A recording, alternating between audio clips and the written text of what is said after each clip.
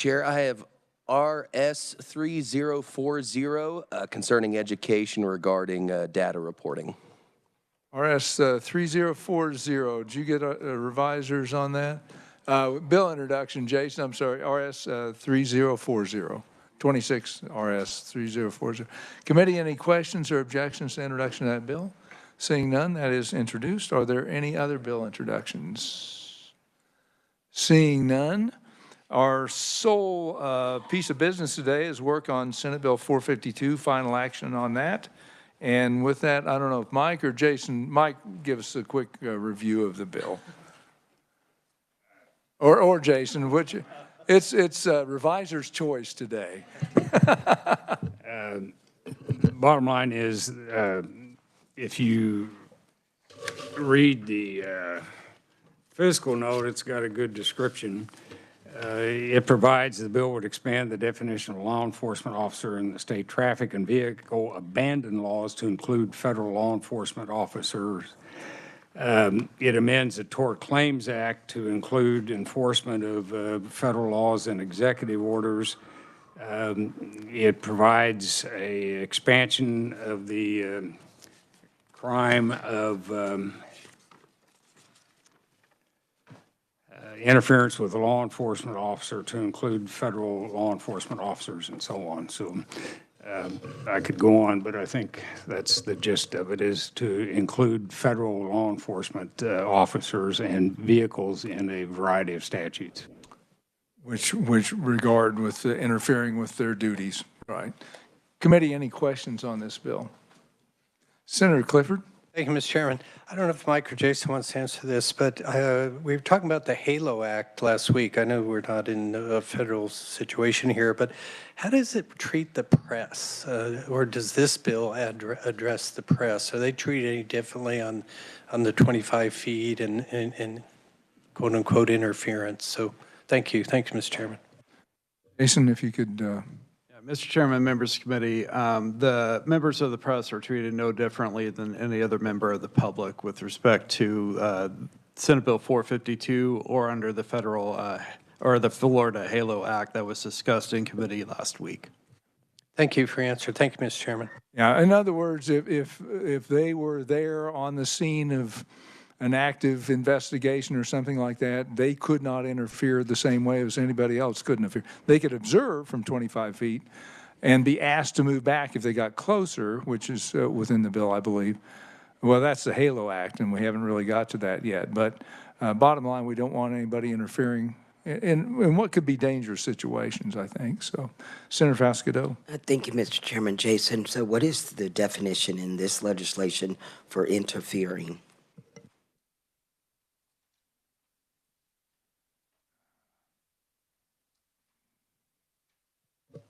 Mr. Chairman, members of the committee, for the crime of interference with law enforcement, the elements are defined on page 5 as one of those actions. This includes false reports.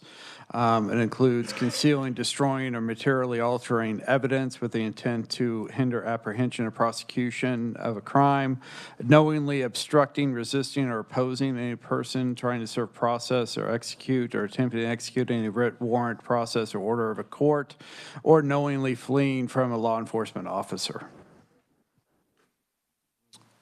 That's section 4, looks like. I believe it is. Yes. On page 5. Yep. Sure enough. Any other questions? Seeing none, I do have a little technical amendment. Is that, Senator Francisco, do you have a question on that?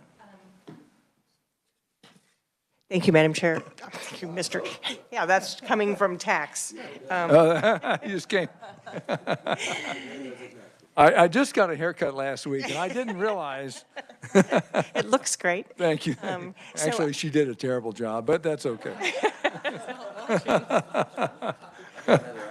I did have 2 questions on the bill. Are you talking about an amendment? Or Well, if you have questions on the bill, go right ahead. Okay, so one was in section 6, I believe, where we talked about, and you said you might, is it? Well, okay.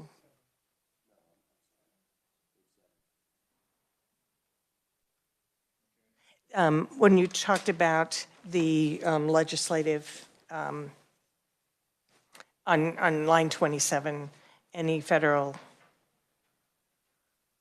law, so it's giving an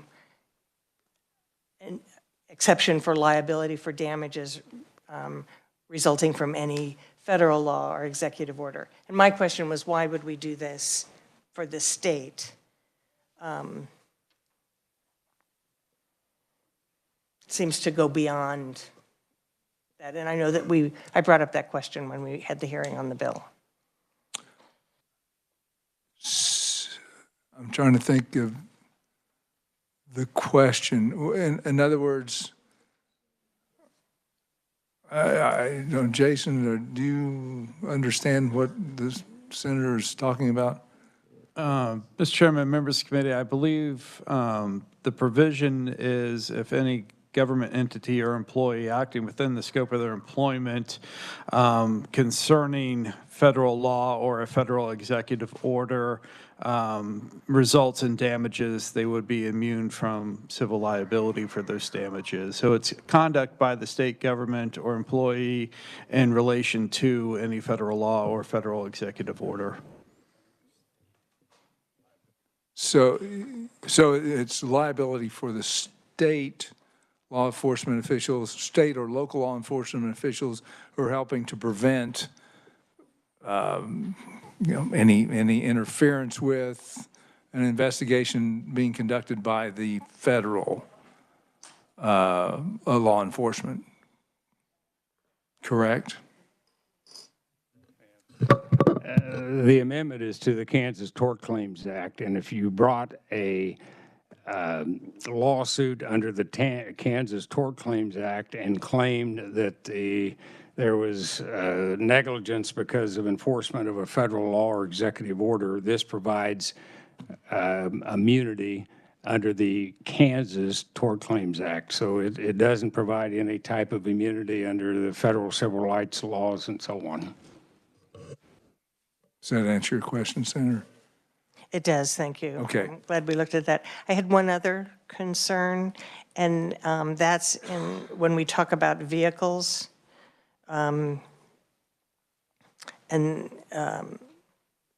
This is adding the federal vehicles. When on page 4, line 33. I'm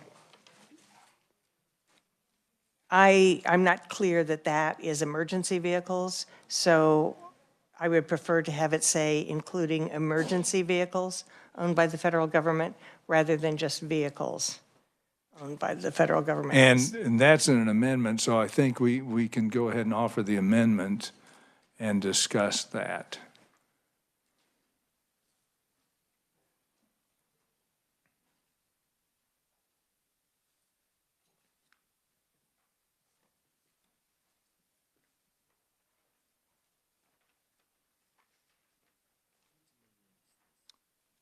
What's that? Well, it's in response to Senator Francisco's concern.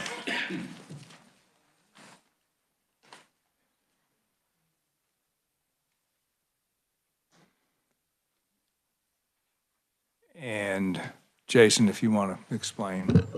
Mr. Chairman, members of the committee, so the amendment appears on page 4 of the bill, and in line 33, it clarifies that it would be including any such vehicles in reference to fire department or police vehicles that are owned by the federal government, and you'll see the technical correction to the word owned. You have a comment, Senator Francisco? Thank you, Mr. Chair. So, my question, and I think what people will be asking is, are immigration vehicles considered police vehicles? In this case, they would be, I believe, and again, you know, some may be unmarked. But I would think so, yes. Thank you, Mr. Chair. Then that's my concern, that we then are designating federal vehicles to be any such vehicle, and I'm not sure if it's what other vehicles. So we're trying to leave out the vehicles that might be for Personal wildlife and vehicles, parks, yeah, or- well, I understand that. And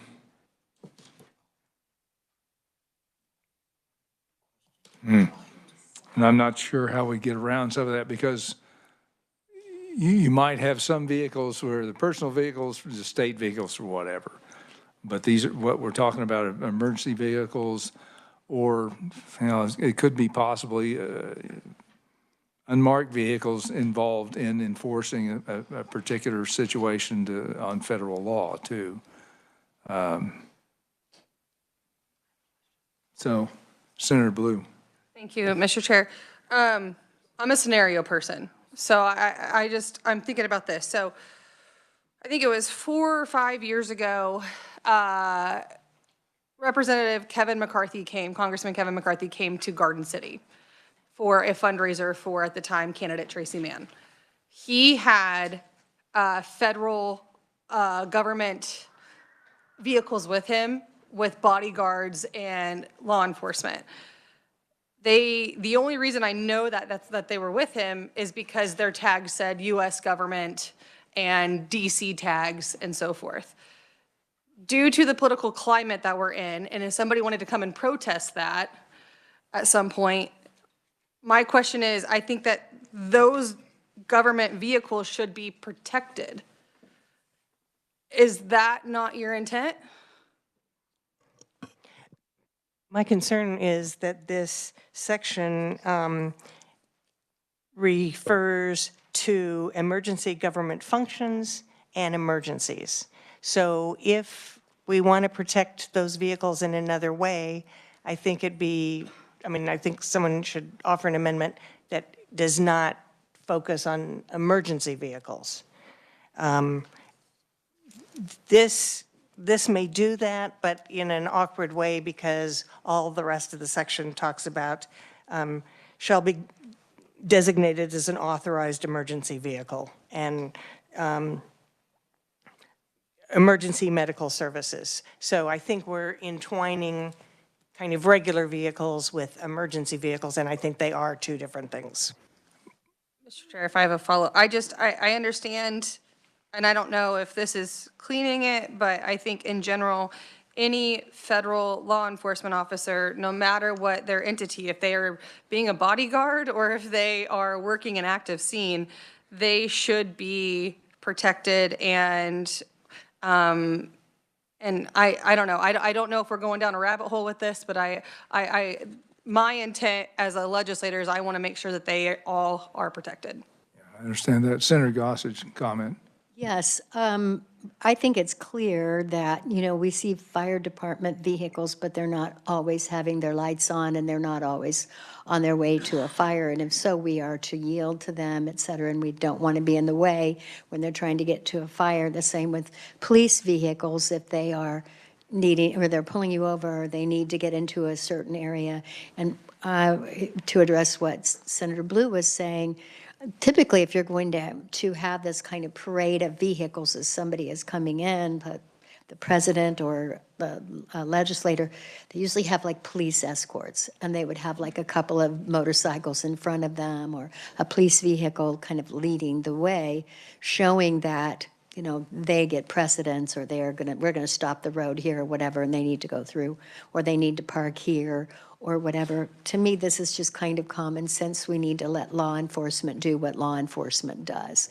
And they whether it's protecting somebody else, or whether it's needing to get to you know, somebody that's committed a crime, or somebody that's broken the law, or whatever, that we do not want to stand in the way of that.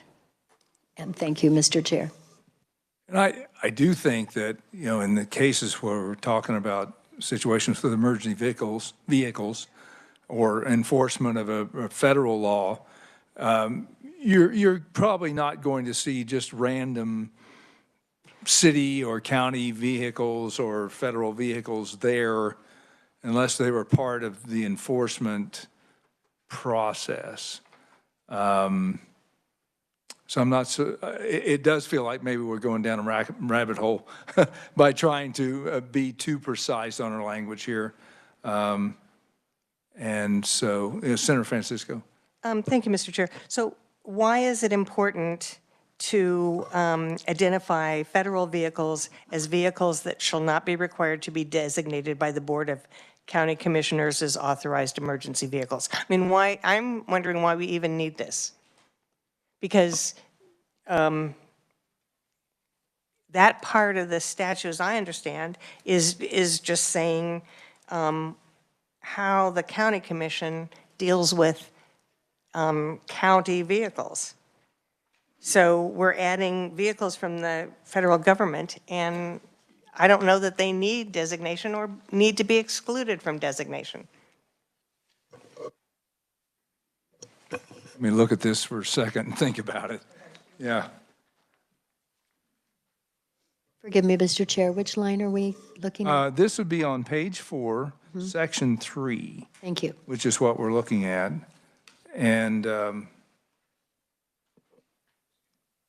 Senator Thomas? Mike, could you answer this for me? Where else in these statutes are federal vehicles listed, or are they, when it comes to liability or protection?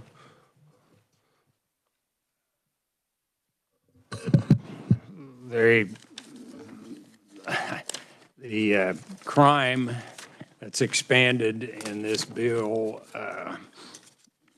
which is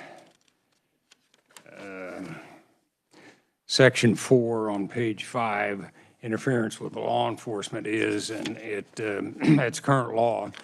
And this would expand it. Any person authorized by law includes but not limited to law enforcement officer as defined in the Kansas Criminal Code, and any federal law enforcement officer as defined under a couple of federal statutes. Thank you. So the way I understand it is we're just putting protections, we're tightening up protections for federal vehicles and also basically codifying federal law to make sure these folks are protected. That's the way I understand this bill. That's, as I'm reading this, because it says the designation shall be in writing, written designation shall be carried in the vehicle at all times. I think they're probably talking about county vehicles, but the following vehicles shall not be required to be designated by the Board of County Commissioners as authorized vehicles, and that would include federal, because I don't think that the federal operations of, say, the Border Patrol or immigration enforcement, they're not going to tell the county. And so those vehicles are doing their job as a federal law enforcement agency, should not have to go through the county to get designation. That's how I read this.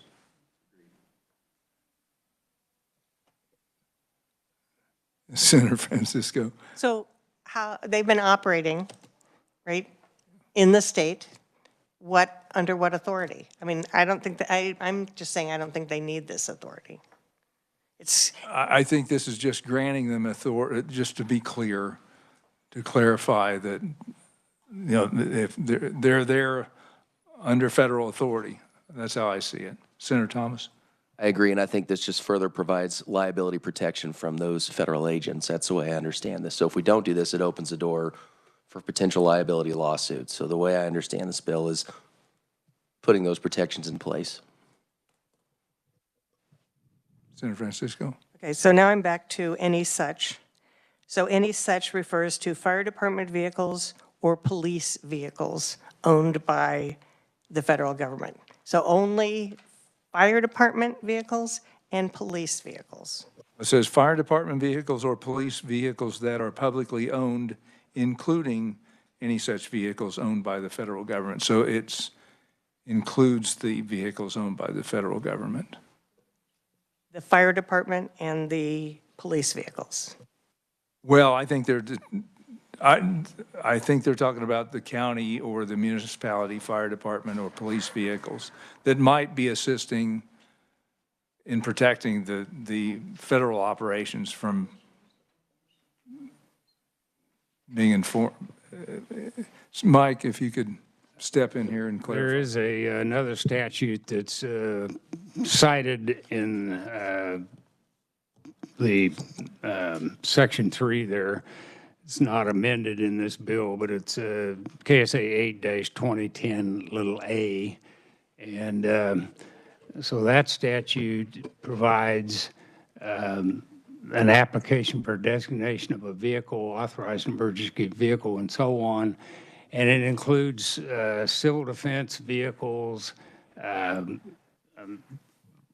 privately owned vehicles of firefighters and volunteer firefighters, privately owned vehicles of police officers, and so on. So it's a broad definition. It is not limited to county vehicles. But it also doesn't reference government vehicles, correct? In the current statute. If a corporation or municipality by an officer authorized and so on, so it does include government. Senator, I think it's covered at the top of page 4 when it says authorized emergency vehicle means such fire department vehicles or police bicycles or police vehicles that are publicly owned, including law enforcement vehicles owned by the federal government.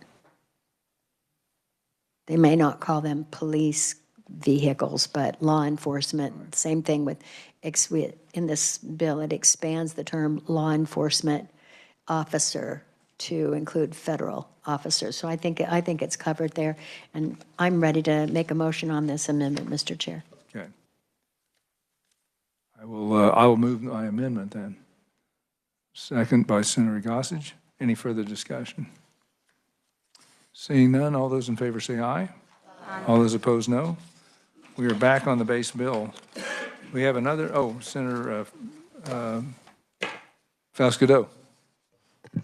Yeah, thank you, Mr. Chairman. So, back on the base bill, I know we've put a lot of attention on the vehicles, but I'm curious of explanation on page 5 in lines 21 through 26.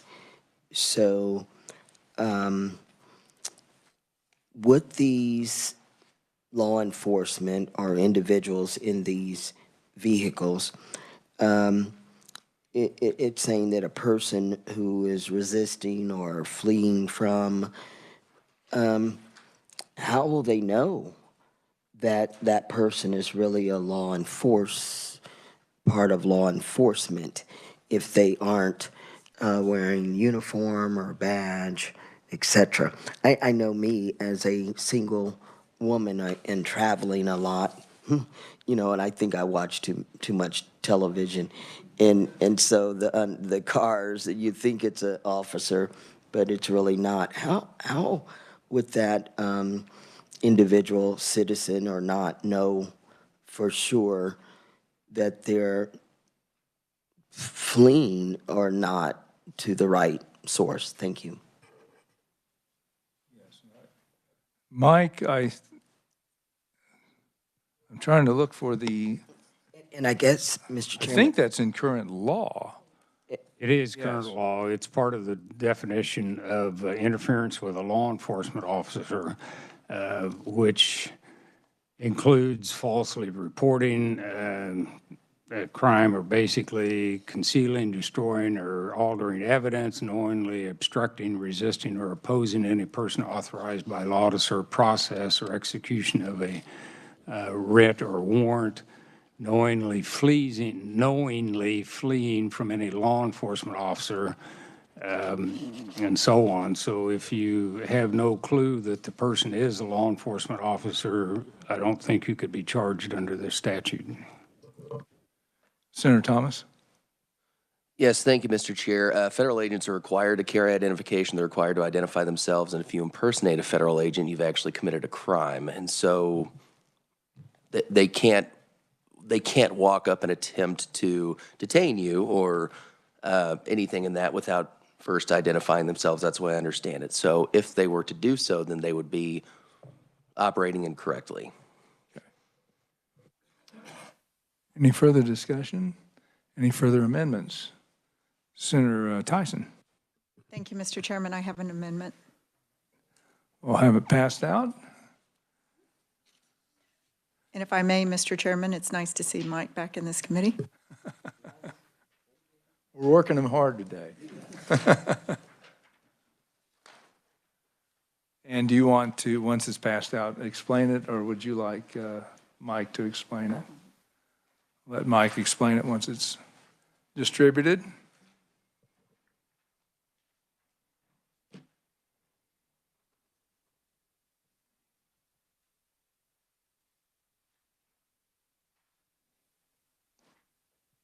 I'll let you go ahead, Mike. Okay,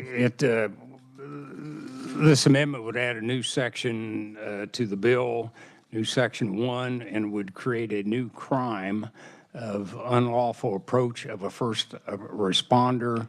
And it would, this crime would be considered a Class B misdemeanor, which would be up to 6 months, possible 6 months in jail, and I think like $2,500 fine or something to that effect. But bottom line is the crime would be approaching or remaining within 25 feet of an individual who the person knows or reasonably should have known as a first responder while the first responder is engaged in performance of their duties. After receiving a visual or audible signal not to approach within 25 feet, causing the first responder to be distracted, have an increased level of concern of physical harm, and so on. There's a definition of first responder and a definition of law enforcement officer. Okay. Committee, any questions of the reviser or the carrier of the amendment? Senator Murphy. Thank you, Mr. Chair. Just for clarification, so I'm walking along and I see an officer struggling with somebody and I step in and help him. Is that allowed under this? Mike? You would step in to help the person? Yeah, in other words, he's like on his back on the ground and somebody's beating him up. I don't think that it would be part of this because unless you were told to back away, then I think you would not be charged. Very good. That's what I want to clarify. Thanks. Any further questions? Senator Faustigato. Thank you, Mr. Chairman, to the carrier of the amendment. So, reading this, it said you would be signaled that something's going on and you shouldn't come. How are you signaled, carrier of the amendment, or Mike? Thank you.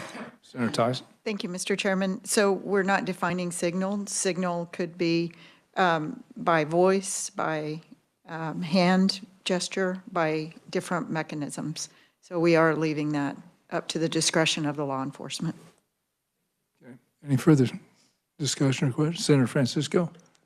Thank you, Mr. Chair. So I know that on several occasions I have approached firefighters when there's a fire next door to one of our properties and to indicate what we know about, are there animals in the house or those kinds of things.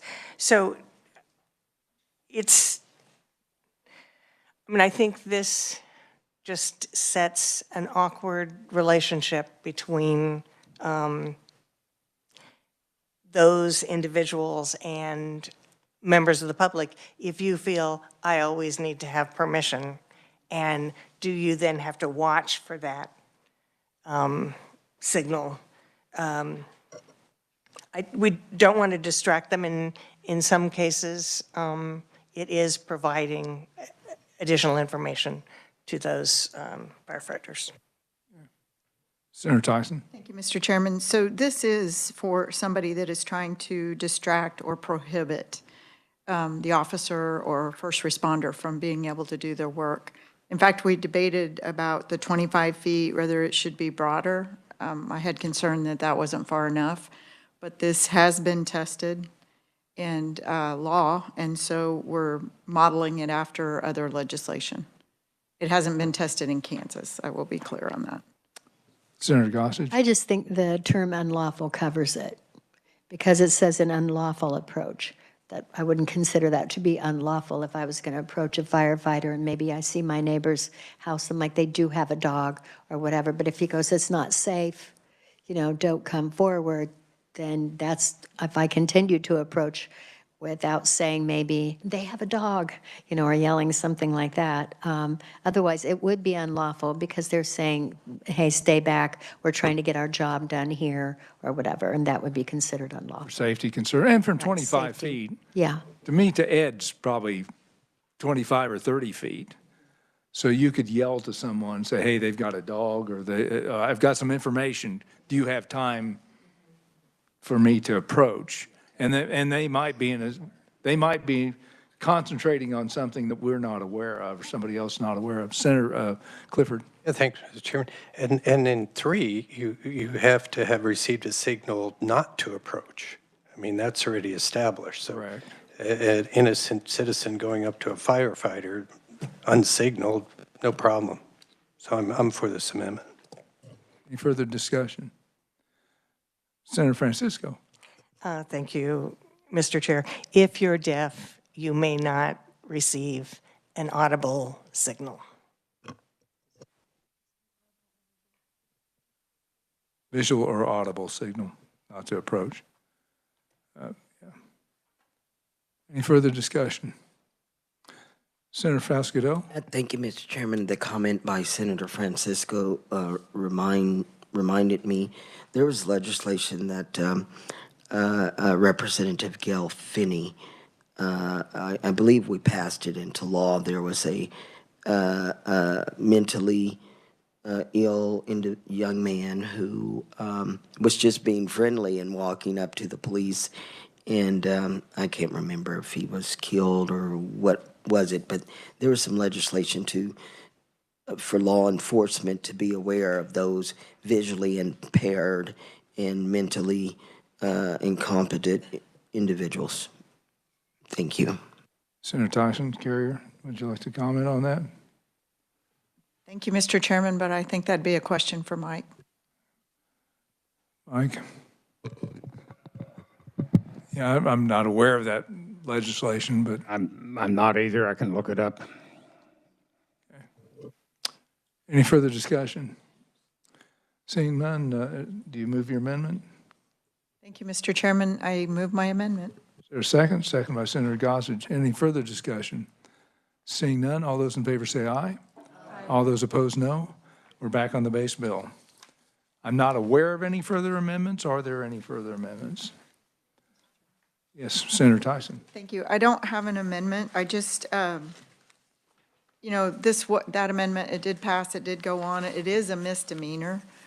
I considered a felony charge, so we landed where we needed to. Mr. Chairman, I think this is a really good bill. I appreciate your work and allowing me to bring the amendment and the committee's work on this legislation. It's important we protect our first responders, and they should not feel in harm's way while they're doing their job, more so than the situation. Thank you, Mr. Chairman. Committee, what's the will of the committee on this bill? Senator Blue? Thank you, Mr. Chair. I move that we pass out Senate Bill 452 favorably as amended. Is there a second? Second by Senator Thomas. Any further discussion? Senator Francisco.